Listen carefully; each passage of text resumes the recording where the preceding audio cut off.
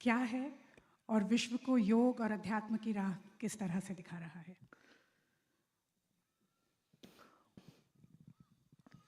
देखिए, जब हम शुरू किए थे सन 1981 में, उन दिनों में योग के बारे में लोग दुनिया में एक अलग ही धारणा लेके चलते थे। योग माने भस्म रमा के बड़े बड़े जटा, लंबे लंबे जटा हो और गंगा के किनारे एक टांग पर खड़े हो, वही योगी। वो नाग साधुओं की जो हाँ, इस इमेज तरह होती है। का एक ओपिनियन था दुनिया में।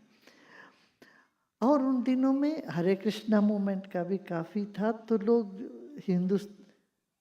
मेन स्ट्रीम के लोग विदेश में भी, हिंदुस्तान में भी योग इतना पॉपुलर नहीं, तो लोग डरते थे योग करेंगे तो ये कहीं साधु सन्यासी महात्मा ना हो जाए, अपना वेशभूषा बदल दें, मुंडन ना करके घूमे। इस तरह की बहुत तरह की गलत धारणाएं प्रचलित थी।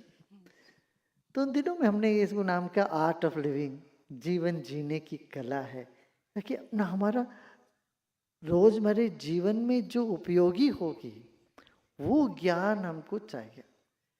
मुक्ति की मोक्ष की तो आगे की बात है, मगर अच्छा जीवन जिए, सबके साथ प्रेम से जिए, तनाव विहीन जिए, इस बात को प्रचार करनी थी हमको, इस बात को घर घर पहुंचाने था। इसलिए हमने वो शुरू किया, आर्ट ऑफ लिविंग नाम दिया है इसको। इसमें मुख्य 5 तत्व हैं। पहला तत्व है, जीवन में विरोधात्मक परिस्थितियां आती है, कभी खुशी कभी गम।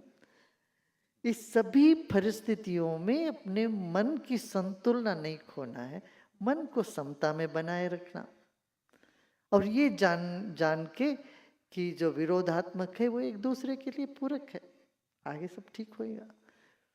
तो वो अंदरूनी शक्ति जागृत करने के लिए सबसे पहला पॉइंट है,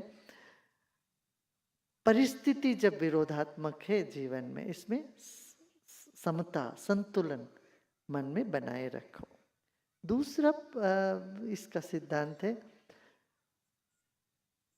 यह वैविध्यमय सृष्टि है, लोग तरह तरह के लोग होते हैं। हम ये चाहें हर एक आदमी हमारे जैसे हो, ये तो असंभव है। मगर लोग कहीं अचेतन मन में यही चाहते सब हमारे जैसे हो। अपने जैसे कोई आदमी मिल भी जाए, मान लो, उनको बर्दाश्त नहीं करेंगे। तो इस तरह से व्यक्ति अपना एकदम अकेला पड़ जाता है, सबके साथ संपर्क उसका कट जाती है।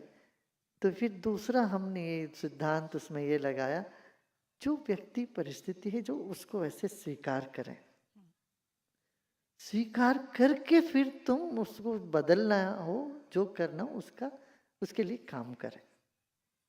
जब स्वीकार ही नहीं करते हैं तो अपना मन विचलित हो जाता। तो ये दूसरा पॉइंट। तीसरा है, हम कहते हैं दूसरों के फुटबॉल मत बनो। अलग अलग लोगों के अलग अलग ओपिनियंस होते हैं, विचारधाराएं होती हैं। हम दूसरे हमारे बारे में क्या सोचते हैं, सोच सोच के हम दुखी हो जाते हैं। तो इस बातों से निकलने के लिए हम, हमारा तीसरा सिद्धांत है, किसी के ओपिनियन के फुटबॉल ना बनो। और चौथा है, लोग गलती करते हैं और गलती के पीछे दुरुद्देश्य मत देखना। देखो, अपने से भूल होता है तो हम कहते हैं रवि हम तो ऐसा हो गया, कहते हैं। किसी और से हुआ तो हम ये देखते वो जानबूझ के किया उसने। तब हमारे भीतर क्षमा की जो एक उदार मनोवृत्ति है वो सूख जाती है। जब हम ये देखते हैं अरे यार, जैसे कि हमसे भी हो सकता, उससे हो गया, तो मन उदार होने लगता फिर से। और उदार मन में क्षमा करने की शक्ति, क्षमा करने की काबिलता आ जाती है। ये एक बात। फिर आखिरी जो 5वां पॉइंट है, हम कहते पुरानी बातों को ले लेके नोच नोच करके खुद भी दुखी रहते हैं, हम दूसरों को भी दुखी करते रहते हैं। वो सब छोड़ो, वर्तमान में जियो और आगे क्या करना है ये देखें, उत्साह के साथ जीना। इसमें हम बच्चों का एग्जाम्पल देते हैं। जब हम दुनिया में आए, उदाहरण के लिए बच्चे वो रोते हैं, वो स्वाभाविक है, और हंसते तुरंत ही। वो आंसू अभी सूखा भी नहीं गाल में, वो हंसने लगते हैं। ऐसे वर्तमान में रहने की कला हमें सीखनी है।